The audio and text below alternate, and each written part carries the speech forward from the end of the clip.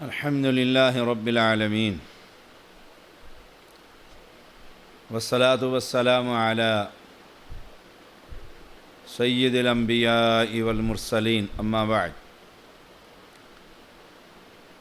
قرآن کریم کی تفسیر سورۃ البقرہ آیت نمبر 75،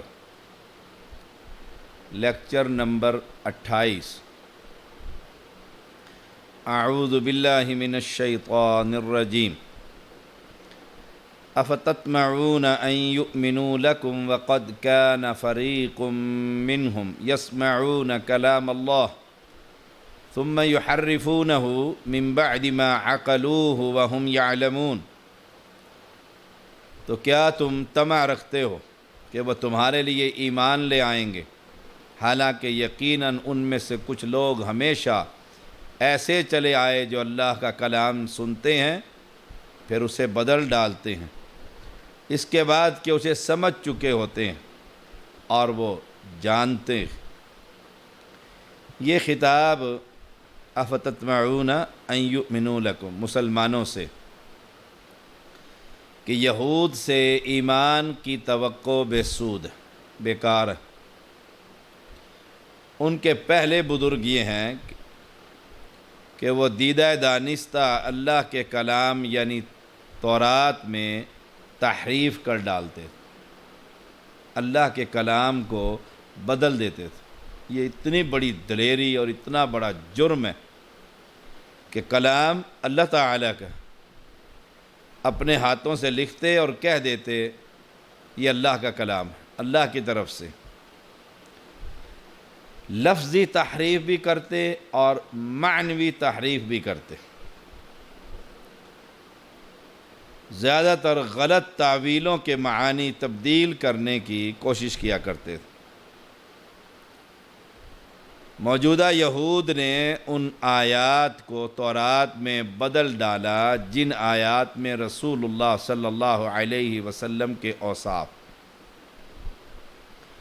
اور اپنے دل سے حرام کو حلال اور حلال کو حرام کر ڈالا۔ اب یہ کیفیت جو اہل کتاب کی اللہ تعالی نے بیان کی کہ نمبر 1 آیت ہی بدل دیتے، نمبر 2 معنی ہی غلط کرتے، نمبر 3 اللہ کے پیغمبر کا جہاں جہاں ذکر ہے وہ آیتیں ہی بدل ڈالی، الفاظ ہی بدل ڈالے۔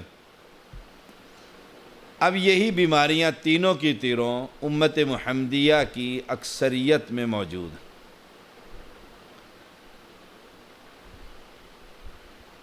کہ انہوں نے پیغمبر علیہ السلام کی حدیثوں کو بدل ڈالا، 20 لیلۃً کر دیا 20 رکعتاً۔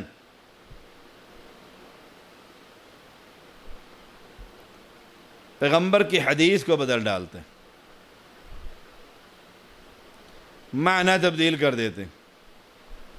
سائل کیونکہ کم علم ہے، اپنے امام کے مسئلے کو ثابت کرنے کے لیے رسول اللہ صلی اللہ علیہ وسلم کی حدیث پر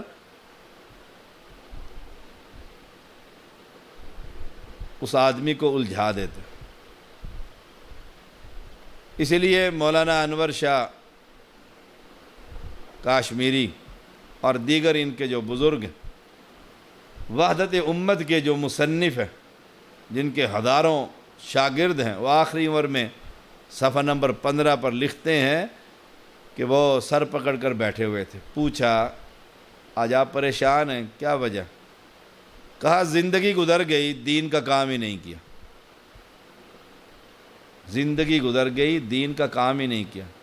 لوگ کہنے لگے آپ کے ہزاروں طلباء شاگرد ہیں، آپ نے دین کا کام نہیں کیا تو کس نے؟ اور میں نے کیا کام کیا؟ اپنے امام کے قول کو نبی کی حدیث پر ثابت کرنے کے لیے غلط تعویلیں ہی کرتا رہا۔ لا حول ولا قوت الا باللہ۔ یہ وہ بیماری ہے اہل کتاب والی کہ معنوی تحریف بھی کرتے ہیں حدیث میں اور لفظی تحریف بھی کرتے ہیں۔ جو بیروت سے موطا چھپی تھی وہ اور جو بعد میں چھپی ہے، رفع الیدین کرنے والی حدیث کی سند میں تبدیلی کر دی گئی۔ اور اس کا خوبصورت واقعہ یہ کہ ہماری جماعت کے مفتی جماعت مبشر احمد ربانی حفظہ اللہ تعالی، اللہ ان کو صحت اور ایمان اور عمل کی برکتیں عطا فرمائے، ان کے پاس کچھ علماء دیوبند گئے احناف، اور کہا موطا میں یہ حدیث رفع الیدین والی دکھائیں فلاں سند کے ساتھ۔ ان کے پاس پرانا طبع موجود تھا بیروت والا، انہوں نے نکالا اور نکال کے سامنے رکھ دیا۔ اب وہ حیران ہے کہ گھر میں جو دیکھ کر آئے تھے اس میں تو یہ نہیں تھا، بار بار شروع میں دیکھتے ہیں بعد میں دیکھتے ہیں، سبحان اللہ، پھنس گئے۔ تو معنوی تحریف بھی احادیثوں میں یہ لوگ کرتے ہیں، اور جہاں موقع ملتا ہے بدل بھی ڈالتے ہیں، الفاظ ہی بدل دیتے ہیں، 20 راتوں کی جگہ 20 رکعتیں کر دیتے ہیں۔ اور یہ بیماری احناف میں کثرت سے موجود ہے۔ اپنے خود ساختہ مسائل کو ثابت کرنے کے لیے پیغمبر علیہ السلام کی حدیث کا انکار کر دیں گے، اور وہاں سے دور کی کڑی لے کر آئیں گے، جیسے مفتی محمد حنیف قریشی جو اہل سنہ کا مفتی ہے اور مناظر ہے، اس نے کہا دیکھو رسول اللہ صلی اللہ علیہ وسلم نے قبر پر ٹہنی لگائی تھی، قبر پر عذاب ہو رہا تھا، اب دیدہ دلیری دیکھو، حدیث کے اندر یہ لفظ نہیں، دنیا کی کسی حدیث کی کتاب میں۔ کہا وہ جب تک وہ لکڑیاں تسبیحات کرتی رہیں گی عذاب میں تخفیف ہوگی، اس لیے ہم قرآن خوانی کرتے ہیں۔ کہاں کی بات کہاں لگا دیتے، حالانکہ رسول اللہ صلی اللہ علیہ وسلم کا فرمان یہ تھا جب تک یہ سبز رہیں گی یہ ٹہنیاں، اللہ تعالیٰ ان کے عذاب میں تخفیف کر دے گا، اور وہ نبی کا معجزہ تھا۔ آج ہم ٹہنیاں لگائیں، ہم تو خود پاپی ہیں، گناہوں میں بھرے ہوئے۔ اب یہ معنوی تعریف کرتے ہیں، تو افتتمعون ان یؤمنوا لکم وقد کان فریق منہم یسمعون کلام اللہ ثم یحرفونہ من بعد ما عقلوہ وہم یعلمون، انہیں علم ہے۔ اب قرآن مقدس میں دودھ پلانے کا جہاں ذکر ہے وہاں لفظ ہیں حولین کاملین لمن اراد ان یتم الرضاعہ، جو ارادہ رکھتا ہے کہ عورت دودھ پلائے تو دودھ پلانے کی مدت 2 سال ہے۔ اب جو تفسیر عثمانی جو سعودیہ سے بھی انہوں نے دیوبندیوں نے چھپوائی تھی سعودی حکومت کے تحت، جس پر اب پابندی لگ چکی ہے، اس آیت کو نکالیے اور اس کے حاشیے پر لکھا ہوا ہے، قرآن کے اندر ہے 2 سال، حاشیے پر لکھا ہوا ہے 2.5 سال مدت ہے، اور نیچے لکھا ہوا ہے امام صاحب کے نزدیک یہ 2.5 سال ہے، ان کے پاس کوئی نہ کوئی تو دلیل ہوگی۔ قرآن جو کہہ رہا ہے حولین کاملین، 2 سال صرف مدت رضاع، 2 سال، اب یہ 2.5 سال۔ اب ہیلے بہانے حدیثوں کو تراشنا، قرآن کی آیتوں کی تعویلیں کرنا کہ ہمارا مسئلہ جو امام نے کہا ہے، قرآن کے ساتھ جو بھی سلوک ہو، حدیث کے ساتھ جو بھی سلوک ہو، ہمارا مسئلہ صحیح ثابت ہو جائے۔ شریعت میں یہ تحریف کا ارتکاب کرتے ہیں، بلکہ ہماری جماعت کے علامہ احسان علی ظہیر رحمہ اللہ تعالی چنیوٹ کے خطاب میں انہوں نے چنیوٹی کو نام لے کر کہا، اور چنیوٹی تم چور دروازے نہ کھولتے۔ وہ چور دروازے کیا تھے؟ نبی کی نبوت پر یہ ڈاکہ نہ ڈالتے، مرزائیت۔ اگر تم چور دروازے نہ تم نے چور دروازے کھولے کہ نبی کی حدیث تو ٹھیک ہے لیکن ہمارے امام کا قول بھی موجود ہے، وہ حدیث سے ٹکراتا ہے تو ٹکرائے۔ اور امام کرخی اصول کرخی میں باقاعدہ لکھتے ہیں اگر ہمارے امام کا قول قرآن کے خلاف ہوگا تو قرآن کی آیت کی تعویل کی جائے گی، اگر حدیث رسول صلی اللہ علیہ وسلم ہمارے امام کا قول حدیث کے خلاف ہوگا تو حدیث کی تعویل کی جائے گی. اور امام ابو حنیفہ رحمہ اللہ جن کے قول پر یہ اتنا کچھ کر رہے ہیں وہ فرماتے ہیں اذا صح الحدیث فہو مذہبی، صحیح حدیث میرا مذہب. اور صاحب ہدایہ نے لکھا ہے کہ امام حنیفہ رحمہ اللہ کی وفات سے 5 دن قبل ایک شخص نے آ کر پوچھا امام صاحب جرابوں پر مسا، کہا یہ ویسے ہی ہے، یہ کوئی شریعت نہیں ہے، دین نہیں ہے. اگلے دن ایک شخص آ کر حدیث سناتا ہے رسول اللہ صلی اللہ علیہ وسلم کی کہ موضوع پر مسا، جرابوں پر مسا ہے. اور وفات سے 3 دن قبل ایک شخص آ کر پوچھتا ہے امام صاحب جرابوں پر مسا، فرمایا یہ سنت ہے. دیکھیں کمال کے اہل حدیث تھے امام حنیفہ رحمۃ اللہ علیہ، جو ہی حدیث ملی فوراً اپنا مسئلہ چھوڑ دی. تو بات افتطمعون ان یؤمنوا لکم وقد کان فریق منہم یسمعون کلام اللہ. اللہ کا کلام سنتے ہیں، اللہ کا کلام سنتے ہیں، پھر اسے بدل ڈالتے ہیں اور شریعت میں تحریف کا ارتکاب کرتے ہیں. ہماری ان سے کیا لڑائی ہے اور کیا جھگڑا ہے؟ ہمارے بھائی ہیں، کلمہ پڑھتے ہیں، مسجدیں آباد کرتے ہیں. ہمارا ان سے جھگڑا یہی ہے، التجا ہے ان سے، صدق دل سے درد ہے ہمارے دل میں، ہم التجا کرتے ہیں. جب اللہ کی کتاب آ جائے تو یاد رکھنا دنیا کے کسی کتاب کا، کوئی کتاب اس قرآن کا مقابلہ نہیں کر سکتی. جب رسول اللہ صلی اللہ علیہ وسلم کی حدیث آ جائے تو دنیا کے کسی مولوی، امام، فقیہ، مفتی، مدرس اس کا قول کوئی حیثیت نہیں رکھتا. قرآن و سنت کی طرف آئیے. اور غلط تعویلوں کی مثالیں تو بہت زیادہ ہیں، بہت زیادہ ہیں، بہت زیادہ. کیسے حرام کو یہ حلال اور حلال کو حرام ہمارے نزدیک جائز ہے، تمہارے نزدیک اب یہ حلالہ ہی لے لو. کیسے دیکھ لو، مدرسے کے اندر انہوں نے پالے ہوئے ہیں سانڈ، اور عورتوں کی عزتیں لوٹتے ہیں اور صبح کو پھر اس کا طلاق دیتے ہیں. دیکھ لو کتنا ظلم کرتے ہیں.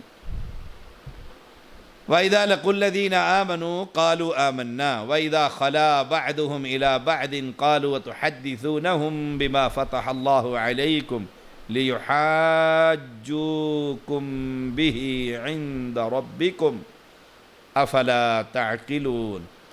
اور جب وہ ان لوگوں سے ملتے ہیں جو ایمان لائے تو کہتے ہیں ہم ایمان لے آئے، اور جب ان میں سے بعض کی طرف اکیلا ہوتا ہے تو کہتے ہیں کیا تم انہیں وہ باتیں بتاتے ہو جو اللہ نے تمہیں بتلائی ہیں، تم پر کھولی ہیں، تاکہ وہ ان کے ساتھ تمہارے رب کے پاس تم سے جھگڑا کریں، تو کیا تم نہیں سمجھتے ہو؟ یہود کی اخلاقی گراوٹ اور اللہ تعالیٰ سے بے خوفی کا یہ عالم، اللہ اکبر، کہ بعض لوگ جب مسلمانوں سے ملتے تو کہتے ہم تو ایمان لے آئے تمہارے پیغمبر پر. اور نفاق کی کیفیت یہ کہ مسلمانوں کو راضی کرنے کے لیے رسول اللہ صلی اللہ علیہ وسلم کی جو علامات، جو آپ کے اوصاف مبارکہ تورات میں موجود تھے، وہ آ کر ذکر کرتے مسلمانوں سے. ہماری کتاب میں لکھا ہوا یہ سچا پیغمبر ہے. سبحان اللہ، دیکھیے کمال نہیں، ہماری کتاب میں لکھا ہوا ہے تاکہ مسلمان خوش ہوں. جب وہ دونوں اکٹھے ہو جاتے کچھ یہ ذکر کرتے، جب یہودی سے ملتے تو ایک دوسرے کو ملامت کرتے کہ تم نے کیسے انہیں کہا، تم نے اپنی تورات کی یہ بات انہیں کیوں بتلائی؟ یہ تو ہمیں معلوم تھی، صرف مسلمانوں کو تو معلوم نہیں، وہ تورات تو پڑھتے نہیں ہیں. کیا تمہیں یہ بات علم نہیں تمہارا کہ کب اللہ کے پاس جب یہ جائیں گے تو مسلمان تمہارے اوپر حجت قائم کریں گے کہ انہوں نے کہا تھا یا اللہ کہ ہماری تورات میں محمد صلی اللہ علیہ وسلم کے اوصاف موجود ہیں، اور جھگڑا کریں گے تم سے نبی اکرم صلی اللہ علیہ وسلم کے بارے میں کہ انہوں نے تو بتایا تھا کہ اوصاف ہیں، اور پہچان لینے کے باوجود یہ ایمان نہیں لاتے. وہ 2 آدمی آئے تھے نا جب نبوت کا اعلان سنا، تو ایک بھائی عالم تھا یہودیوں کا اور ایک عامی، اس نے چھوٹے بھائی کو بھی جاؤ دیکھ کر آؤ، یہ اوصاف ہیں. چھوٹا بھائی آیا، اس نے دیکھا اور جا کر پھر خبر دی کہ لگتا تو وہی سچا پیغمبر ہے، بالکل وہی اوصاف ہے، سب کچھ۔ کہا نہیں، میں خود جاتا ہوں۔ اب دونوں سفر کر آئے، دیکھا سارے تورات کے جو اوصاف تھیں، جو پڑھے ہوئے تھے، وہ رسول اللہ صلی اللہ علیہ وسلم میں موجود۔ سبحان اللہ۔ واپس ہو گھر جا رہے ہیں، چھوٹا پوچھتا ہے بڑے سے کیا ارادہ ہے؟ کہا جب تک زندہ رہوں گا مخالفت کرتا رہوں گا، پہچان لینے کے بعد سچا نبی ہے۔ کہا سچا نبی ہے، بالکل سچا نبی جو تورات کے اندر ذکر ہے، لیکن ہم نہیں مانتے کیونکہ ہماری نسل میں ان سے نہیں آیا۔ ایسے ہی احادیث کو دیکھنے اور پڑھنے کے باوجود حدیث رسول کو نہیں مانتے، حدیث رسول کو نہیں مانتے۔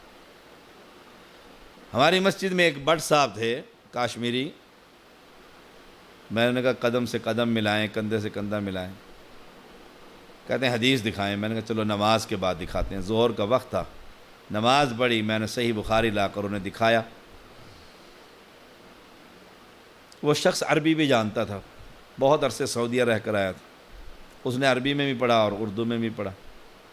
کہنے لگا بالکل صحیح، لیکن میں نہیں مانتا، میں نہیں کروں گا۔ لوگ کہنے لگے کیوں نہیں کریں گے آپ نے حدیث پڑھ بھی لی، دیکھ بھی لیا، یہ کیوں کہہ رہے میں نہیں کروں گا؟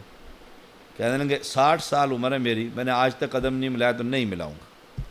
بس پہچاننے کے باوجود۔ ایک مرتبہ میں نماز میں لیٹ ہوا تو میں صف کے اندر، میرے ساتھ ایک سفید پگڑی باندھے بڑا نورانی چہرہ بزرگ آدمی، میں نے قدم ملایا، اس نے میرے ہاتھ سے پرے کر دیا، پاؤں پرے کرو۔ نماز کے بعد میں نے کہا کہ یہ تو صحیح بخاری کی حدیث ہے، آپ نے قدم کے ساتھ قدم۔ کہنے لگا میں نے ساری عمر صحیح بخاری پڑھائی ہے۔ کدھر ہے صحیح بخاری میں؟ یعنی گویا ان کا عالم تھا بہت بڑا۔ میں لائبریری سے صحیح بخاری نکالی اور ان کے سامنے پیش کر دی، اور میں نے پڑھ کر سنایا، یہ دیکھو قدم کے ساتھ قدم، کندھے کے ساتھ کندھا۔ کہنے لگے بالکل صحیح۔ میں نے کہا آپ کہتے میں نے ساری عمر بخاری پڑھائی ہے، یہ حدیثیں نہیں پڑھی؟ یہ اینک جو لگی ہوئی ہے نا، یہ اینک جب حنفی اینک لگی ہوئی ہو حدیث سمجھ ہی نہیں آتی، حدیث سمجھ ہی نہیں آئے گی، کیونکہ اینک حنفی ہے، شیشہ حنفی ہے۔ وہ تقلید کا تعصب، وہ زنجیریں جو بندھی ہوئی ہیں، وہ حدیث کو سمجھ نہیں دیتی۔ کہہ لیں گے ہاں بالکل صحیح حدیث، بالکل صحیح حدیث۔ تو پہچان لینے کے باوجود حدیث پر، اور کتنے ہیں جو اللہ کی توفیق سے اور رحمت سے اور ہماری محنت سے پوری مسجدیں بھر گئی ہیں، علاقے بھر گئے ہیں، سید خاندان سے لوگ اہل حدیث ہو رہے ہیں، سنتوں پر عمل کر رہے ہیں، عقیدہ توحید کا فہم حاصل ہو گیا۔ سبحان اللہ۔ تو فرمایا وَلَا يَعْلَمُونَ أَنَّ اللَّهَ يَعْلَمُ مَا يُسِرُّونَ وَمَا يُعْلِنُونَ وَمِنْهُمْ أُمِّيُّونَ لَا يَعْلَمُونَ الْكِتَابَ إِلَّا أَمَانِيَّ وَإِنْهُمْ إِلَّا يَظُنُّونَ۔ اور کیا وہ نہیں جانتے کہ بے شک اللہ جانتا ہے جو وہ چھپاتے ہیں اور جو وہ ظاہر کرتے ہیں، اور ان میں سے کچھ ان پڑھ ہیں جو کتاب کے علم نہیں رکھتے سوائے چند آرزوؤں کے، اور وہ اس کے سوا کچھ نہیں کہ وہ گمان کرتے۔ بنی اسرائیل کی سرکشی، بغاوت بیان کرنے کے بعد اب مختلف طبقات کا ذکر ہو رہا ہے۔ اس آیت کریمہ میں عوام کا ذکر ہے۔ امی وہ ہوتا ہے جو لکھنا پڑھنا نہ جانتا ہو۔ امانیہ، امنیت ان کی جمع ہے، جس کے معنی آرزوؤں یا من گھڑت روایات کے۔ یہود میں ایک طبقہ جو عوام کا ہے وہ ان پڑھ، سارے تو عالم نہیں تورات کے، ان پڑھ۔ جیسے میں نے حدیث سنائی کہ 2 بھائی آئے تھے، ان میں ایک ان پڑھ تھا اور ایک عالم۔ الکتاب یعنی تورات کا انہیں علم نہیں، تورات کا علم نہیں، مگر اپنے سینوں میں بعض بے بنیاد قسم کی آرزویں رکھی ہوئی ہیں، انہوں نے آرزویں رکھی ہوئی ہیں کہ بزرگوں کی وجہ سے انہیں ضرور بخش دیا جائے گا۔ سبحان اللہ۔ جنت میں یہود کے علاوہ کوئی نہیں جائے گا۔ جو ان کے پادریوں نے سنا دیا ان کو، جو انہوں نے سنا دیا کہ جنت ہے ہی ہماری، اور ہمارے سوا جنت میں کون جائے گا، اور یہ بزرگ ہمارے کس کام آئیں گے، یہ نہیں چھڑائیں گے تو کون چھڑائے گا۔ اور یہی گندگی آج امت محمدیہ کی اکثریت میں، کہتے ہیں پیر تکڑا ہونا چاہیے، مرشد کامل ہونا چاہیے۔ نماز کی ہمیں کیا ضرورت ہے پڑھنے کی، مرشد کامل ہونا چاہیے۔ وہاں مرشد اور سارے پیر اور سارے مرید لائن حاضر ہوں گے سب کے سب، اور اب کہے گا روکو ان کو، روکو ان کو، ان سے پوچھا جائے گا، ان سے سوال کیے جائیں گے۔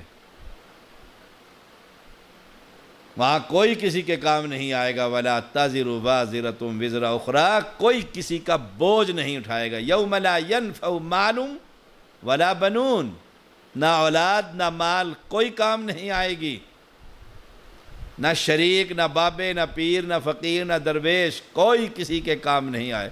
یہ من گھڑت باتیں ہیں جو دنیا میں لوگوں نے پھیلا رکھی ہیں کہ پیر کامل ہونا چاہیے، پھر کیا ضرورت ہے نماز کی، روزے کی، زکوٰۃ کی، حج کی، ہمارا پیر ہی بڑا ہے۔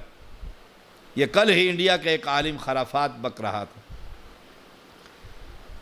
کہ قبر کے اندر پیر عبدالقادر جیلانی سے منکر نکیر سوال پوچھنے کے لیے آئے، کہا من ربو کا، انہوں نے کہا تم عجیب ہو، جب آتے ہیں تو پہلے السلام علیکم کرتے ہیں۔ تو انہوں نے کہا اچھا السلام علیکم، ہاتھ ملایا تو پیر صاحب نے ہاتھ پکڑ لیا، کہا پہلے میرے سوالوں کا جواب، بعد میں تمہارے سوال کا جواب دوں گا۔ نیچے بیٹھی ہوئی عوام جاہل، سبحان اللہ۔ اب پیر عبدالقادر نے کس کو پکڑا ہوا ہے؟ اللہ کے فرشتے کو، اور منکر نکیر وہ ہیں جو زمینوں کو پھاڑتے ہوئے دہشت کی علامتیں آئیں گے، دل دہل جائیں گے۔ ان کا ہاتھ پکڑ لیا ہے، ایک کو چھوڑ دیا، میرے سوال کا جواب لے کر آؤ۔ اللہ کے پاس گئے، اللہ نے کہا چھوڑ دے، کہا ایک شرط پر چھوڑوں گا، میرے مریدوں سے آئندہ یہ سوال بڑے نرم کیا کریں۔ نعرہ حیدری، نعرہ غوث آدم، غوث پاک، پتہ نہیں کیا نیچے سے لگا رہے ہیں کہ دیکھو جی سبحان اللہ۔ اب یہ مفتی محمد حنیف قریشی پڑھا لکھا آدمی ہے، یہ اپنے خطبے میں کہہ رہا ہے، یہ اپنے خطبے میں کہہ رہا ہے یہودیوں والی باتیں کہ پیر عبدالقادر جیلانی کا دھوبی مر گیا تو منکر نکیر آئے تو انہوں نے کہا مر ربوں کا، تو وہ کہتا ہے میں تو پیر عبدالقادر کا دھوبی ہوں۔ وہ کہتے ہیں مر ربوں کا، ما دینوں کا، من نبیوں کا۔ وہ ہر سوال کے جواب میں کہتے ہیں عبدالقادر کا دھوبی ہوں۔ فرشتے آسمان پر گئے، عجیب آدمی ہے، اس سے پوچھتے ہیں تو آگے سے کہتا ہے میں عبدالقادر جیلانی کا دھوبی ہوں۔ اللہ نے کہا چھوڑ دے اس کو، معاف کر دے، دھوبی ہے میرے پیر عبدالقادر جیلانی کا، چھوڑو اسے سوال جواب کیا کرنے۔ یہ مفتی حنیف قریشی بیان کر، لا حول ولا قوت الا باللہ، جاہل پرلے درجے کا، یوں کتابیں پڑھی ہوئی ہیں اور یوں عقیدہ اتنا گندا ہے کہ رب کے فرشتوں کے ساتھ مذاق، اور پھر قوم کو ابھارنے کے لیے اور نعرے بازی کے لیے کیا کہتا ہے؟ کہتا ہے جب دھوبی کو رب نے بخش دیا تو ہم غلاموں کو نہیں بخشے گا، نعرہ حیدری یا علی۔ یہ وہ بیماری ہے یہودیوں والی۔ وہاں مفتی حنیف تم بھی اور ہم بھی، ہم سب ہوں گے وہاں پر، دیکھنا وہاں پیر عبدالقادر جیلانی۔ اور پیر عبدالقادر تو بیت اللہ کے اندر پتھروں پر سر رکھ کر کہہ رہا ہے یا رب تو قادر ہے، میں عبدالقادر ہوں، میں تیرا بندہ ہوں، اور اگر میرے گناہ اتنے ہوں قیامت کے دن اللہ تو مجھے آنکھوں والا نہ بنانا، قیامت کے دن نابینا کر دینا، تاکہ لوگوں کے سامنے کل میں شرمندہ نہ ہوں۔ وہ تو رب کے سامنے گڑ گڑا رہا ہے بیت اللہ میں پڑا ہوا، پتھروں کے پر سر رکھ کر، اور تم اسے دھوبی بنا کر اس کو نہ نماز نہ روزہ، اور قوم کو یہ پیغام دے رہے ہو کہ بس پیر عبدالقادر جیلانی کے نام کا کھاؤ اور پیو۔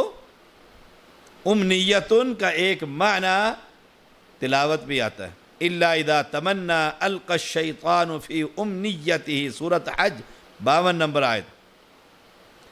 اس صورت میں مطلب یہ ہوگا وہ خالی تلاوت کر سکتے ہیں، وہ یہود مطلب نہیں سمجھا، انہیں خبر ہی نہیں تورات کی۔ جیسے آج کل حافظ قرآن کوئی رمضانی حافظ بھی ہوتے ہیں، رمضان آیا تو منزل یاد کی اور بس پڑھائی اور پیسے کمائے، اور جو مفہوم ہے اس سے بے خبر، بالکل بے بنیاد، کوئی شے نہیں۔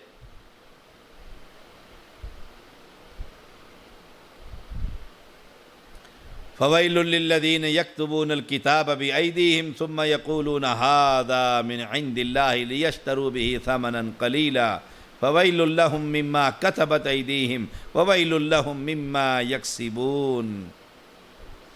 پس ان کے لیے بڑی ہلاکت ہے جو اپنی ہاتھوں سے کتاب لکھتے ہیں پھر کہتے ہیں یہ اللہ کے پاس سے، ہائے ہائے، تاکہ اس کے ساتھ تھوڑی قیمت حاصل کریں۔ پس ان کے لیے بڑی ہلاکت اس کی وجہ سے ہے جو ان کے ہاتھوں نے لکھا، اور ان کے لیے بڑی ہلاکت اس کی وجہ سے ہے جو وہ کماتے ہیں۔ یہ تعلیم پہلے تھا عوام کل انعام، اب یہ پڑھے لکھے لوگ خود بھی گمراہ اور لوگوں کو بھی گمراہ، دنیا کمانے کے لیے، عوام کی جو خواہش ہوتی ہے وہی لکھ کر دے دیتے ہیں کہ جی میں نے 3 طلاق 3 دی تھی۔ اس نے کہا حلالہ ہوگا، اس نے کہا جی میں تو کرنل کی بیوی ہوں، کرنل صاحب بھی ساتھ بیٹھے ہوئے ہیں، یہ تو ایسا نہ، بھائی دیکھو نکاح کر لو، میری بیوی کو ہاتھ تم نے نہیں لگانا، 5 لاکھ روپے لے لو مجھ سے۔ کہتے ہاں لاؤ، 5 لاکھ روپے لیا، بیوی کو ہاتھ نہ لگایا، صبح طلاق دے دی، کرنل لے کر چلا گیا، کمائی کا دھندا، سبحان اللہ۔ اور اس سے تنگ آ کر پچھلے دنوں ایک عورت نے، جب مولویوں نے کہا حلالہ ہوگا اور مفتی عبد القوی دیوبندی نے کہا کہ میں بھی حاضر ہوں اس خدمت کے لیے، ٹی وی پر بیٹھ کر کہا میں اس خدمت کے لیے بھی حاضر ہوں، تو اس عورت نے اپنے پہلے خامن سے، جس نے 3 طلاقیں دے دی تھی، جا کے کہا جب تجھ سے حلالہ نکلوانا ہے تو پہلے خامن سے نہ نکلوا لوں، اسی سے ہی تجھ سے نکلوا کے پھر اس کے پاس جانا ہے، اس گندے کام سے بہتر میں اپنے خامن کے ساتھ ہی رہوں۔ اور دنیا چیخی بڑی، یہ زنا ہے، یہ فلاں ہے، یہ فلاں ہے۔ تمہارے اس بے غیرتی اور دیوسیت کی وجہ سے امت کی اکثریت گمراہ ہو گئی۔ دنیا کمانے کے لیے فتوی لکھ دیتے ہیں، جیسے چاہو لے لو فتویٰ، جیسے، یہ اہل کتاب، اور یہی ان میں بیماری علماء سو کے اندر۔ اہل حدیث کبھی بھی غلط فتویٰ نہیں لکھ کر دے، کتاب و سنت سے جو ثابت ہے بس وہی لکھے گا، اور پھر جرت اس فتوے کو اسلام کہیں گے، شریعت کہیں گے، دین کہیں گے، اللہ کے پیغمبر کی منزل من اللہ حدیث کہیں گے، جی حدیث کتاب و سنت کے مطابق ہم لکھ رہے ہیں۔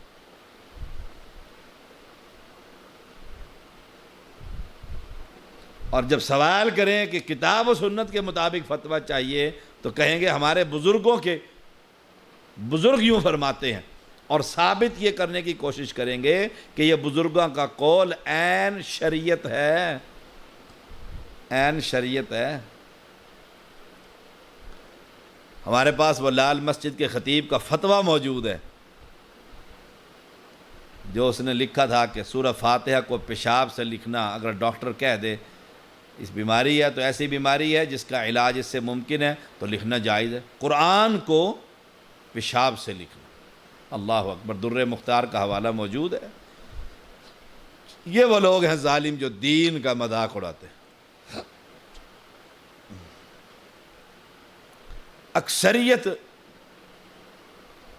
وہ دیکھو مولوی محمد الیاس گھمن دیوبندی حنفی، اس نے سرگودا میں خطاب کیا اور اس نے کہا ہمیں نہ قرآن کی ضرورت ہے نہ حدیث کی ضرورت، 2 ٹوک مجمع میں، قرآن و سنت کی ہمیں کوئی ضرورت نہیں، ہمارے لیے اپنے امام کا قول ہی کافی ہے بس۔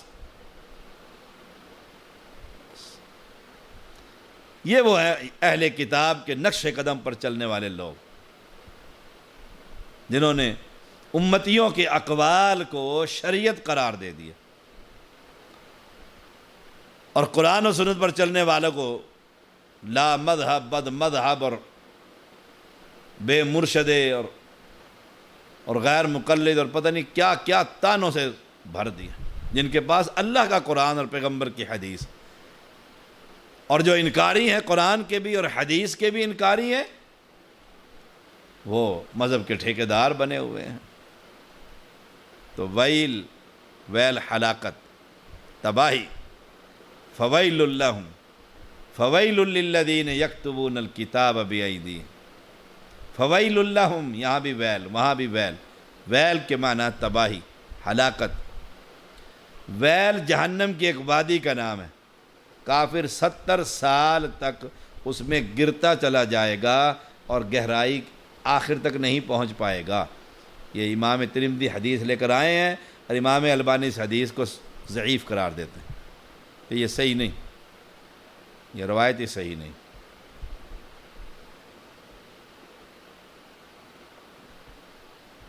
قرآن مجید کی تفسیر رسول اللہ صلی اللہ علیہ وسلم کی احادیث، کتاب و سنت میں اگر ذکر نہیں تو تورات اور انجیل سے کہانیاں لینے کی کیا ضرورت ہے؟ کیوں کہ تورات اور انجیل یکتبون الکتاب بایدیہم ثم یقولون ھذا من عند اللہ، اپنے ہاتھوں سے وہ لکھتے ہیں، رب نے جب کہہ دیا کہ تعریف ہوئی ہے تو وہاں سے فتویٰ لینے کی کیا ضرورت ہے؟ کیا ضرورت ہے؟ جن کتابوں میں انبیاء علیہم السلام پر تہمتیں لگائی ہوئی ہیں، وہاں سے ہم روایات لیں اور پھر قرآن کی تفسیر کریں، لا حول ولا قوت الا باللہ۔